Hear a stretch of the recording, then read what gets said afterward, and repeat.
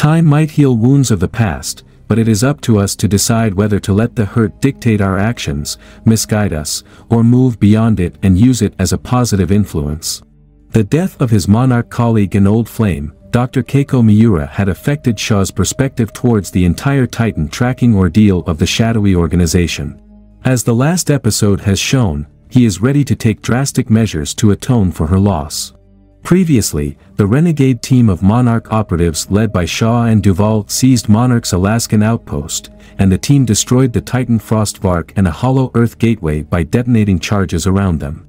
Shaw's seemingly villainous turn was an unpredictable development, but the 8th episode, Birthright, adds much more emotional heft, which in some ways explains his actions in a new light.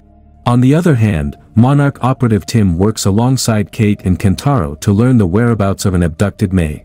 Upon his request, Verdugo helps them earn May's freedom from the clutches of her former employers at Applied Experimental Technologies, who are responsible for the creation of Apex Cybernetics and, subsequently, Mechagodzilla.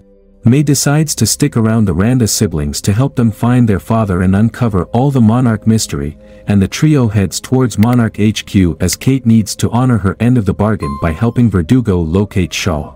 The latest episode of Monarch, Legacy of Monsters, moves back and forth in the past timeline to reveal new secrets, which prepares viewers for a seemingly eventful final 2 episodes. In the past timeline, Shaw's decision to go to Hataruma Island out of his concern for Keiko and leave all Monarch-related affairs behind had proved detrimental for the organization, as General Puckett had handed control over to the military in his absence. The current chief supervisor of the organization, Lieutenant Hatch, turns out to be a real piece of work, as he not only tries to discredit Monarch's Titan tracking missions as a crackpot theory chasing wastage of government funds, but he also makes racist remarks about Dr. Suzuki's involvement in their mission and Keiko's past. It was an age of nuclear aggression where Russia and the States were pitted against each other, and like any other paranoid military knobhead, Hatch considers prioritizing national security over a much bigger, global problem. The provocative statements of Hatch at once trigger Shaw, and especially Bill, who lashes out and swings at the lieutenant at once. Needless to say, this act basically sounds the death knell for the organization as Hatch prepares a report for Puckett, which will ensure the organization's end. In order to counter it, Shaw later proposes to the team to let Puckett know about the Godzilla sighting at Hataruma so that Monarch's reason for existence can be re-justified. However, Keiko and Bill are adamant about their decision to not let the military know about Godzilla's survival in the Castle Bravo incident, as they might double down on him with even more deadly atomic weapons. Desperate to bring at least something to Puckett to save the organization, Shaw asks his researcher friends to create a Titan map that lists all the locations where the primeval creatures were sighted across the world. In the course of creating such a map, Bill and Keiko grow closer, and as Billy almost confesses his feelings for Keiko, Shaw overhears them. This incident ought to have problematic repercussions, just like Shaw's error in judgment while admixing personal and professional affairs had cost the team dearly as well. Also, the Titan map created by Bill and Keiko is the same which Hiroshi will follow, and which we later get to see in Godzilla, King of the Monsters as well. In the present timeline of the series, Shaw and his team head toward the abandoned nuclear power plant in Kazakhstan, where Keiko lost her life during an attack by the insectoid Titan swarm all those years ago, as seen in the first episode. Memories of the fateful day huddle in Shaw's mind, and it is understandable that his remorse for not being able to save Keiko is driving him to do whatever it is he is doing. Reaching the site, Shaw and his crew rig the area with explosives. At Monarch HQ, Kate, Kentaro, and May visit Verdugo, and it is revealed that after Shaw's antics in Alaska, the gamma radiation across all the Titan sites in the world has increased to match that of the G-Day. If Shaw isn't stopped from carrying out his plan, a global disaster is imminent. In order to find a possible clue as to Shaw's destination, the trio of friends and Tim start looking into older Monarch files. Kate especially feels responsible, as their search for Hiroshi resulted in Shaw's involvement in the Titan crisis all over again. As she stumbles across her grandmother, Keiko Randa's death report, Kate gets a hunch that Shaw might visit the same Titan site in Kazakhstan, given the fact that she realized Shaw's feelings for Keiko during their conversation. Her assumption is also backed up by Tim's conviction, as he remembers the site to be on Hiroshi's map as well and notices increased gamma radiation like other Titan sites. As they inform Verdugo about this discovery, she prepares to send a small group of people to apprehend Shaw. Kate, who wants to reason with Shaw, volunteers to join the group and decides to take Mei and Kentaro along with him. For Tim, it's another chance for a Titan sighting, and he joins the group as well. Kentaro doesn't approve of Kate getting overly involved in Monarch's business, as he is still dejected by his father's apparent abandonment and reasonably doesn't think highly of the organization, which indirectly contributed to their grandparents' deaths as well. However, upon Kate's request, he accompanies the group on their mission to find Shaw. In the past timeline, one of the major questions Hatch had presented to the Monarch research team was how Titans lived and moved undetected across the globe, a question Bill and Keiko couldn't answer at the time.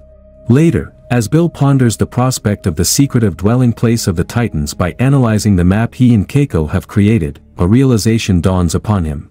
Seeing an ant move to the other side of the map through a hole, Bill speculates about a secretive world beneath the surface of our own, with its unique geology, atmosphere, and ecosystem, where through multiple gateways scattered across the world, the Titans can move freely and emerge to the surface world.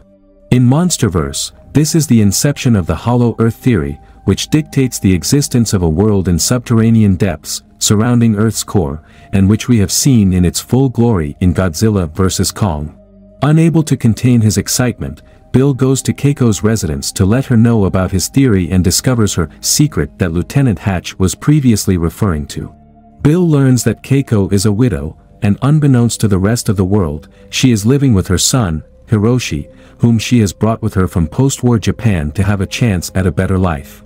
As a woman, living in a politically turbulent foreign land has already been challenging for her, and she feared that the knowledge of her personal life would be used by others in exploitative ways, which is why she didn't reveal her secret. Bill understands Keiko's plight and proposes to her that he is willing to share her burden. The like-minded researchers are a better match than Shaw and Keiko anyway, and possibly none of them ultimately revealed Hiroshi's parentage to Shaw. Shaw, on the other hand, goes to General Puckett, and aside from providing him the Titan map, in his desperate attempt to save Monarch, he reveals the update about Godzilla's survival to him, betraying the trust of Bill and Keiko. Shaw's continual mistakes have brought Monarch into an ineffectual, miserable state, and it is evident from his actions showcased through each of the episodes. Back in the present timeline, Monarch's team reaches the nuclear power plant in Kazakhstan and finds evidence of the existence of the insectoid Titan. The group also finds out about another portal to Hollow Earth at the subterranean depths of the plant, which further validates Bill Randa's claims of Hollow Earth. However, they are ambushed by Shaw's crew, and adhering to Kate's request, Shaw expresses his willingness to discuss the situation with her.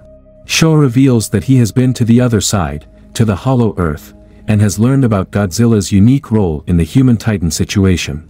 Shaw believes Godzilla is trying to maintain the balance between the human and Titan worlds on the Hollow Earth, keeping the emerging Titans in check by asserting his dominance.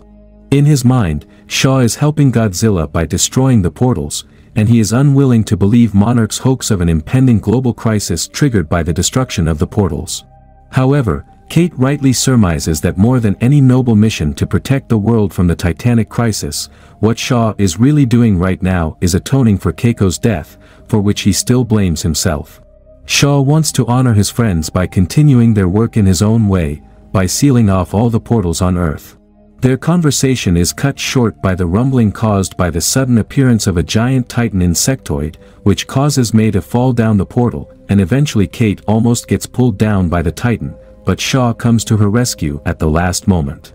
It seems that by saving Keiko's granddaughter, Shaw will be able to absolve himself, but both of them eventually fall into the portal along with the Titan.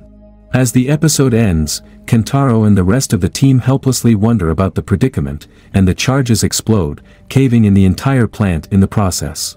Like a major number of the episodes, Birthright ends on a cliffhanger, leaving viewers expecting a Hollow Earth adventure in the final 2 episodes of the series. Thank you for joining us on this journey. And I hope you enjoyed the episode of Monarch, Legacy of Monsters.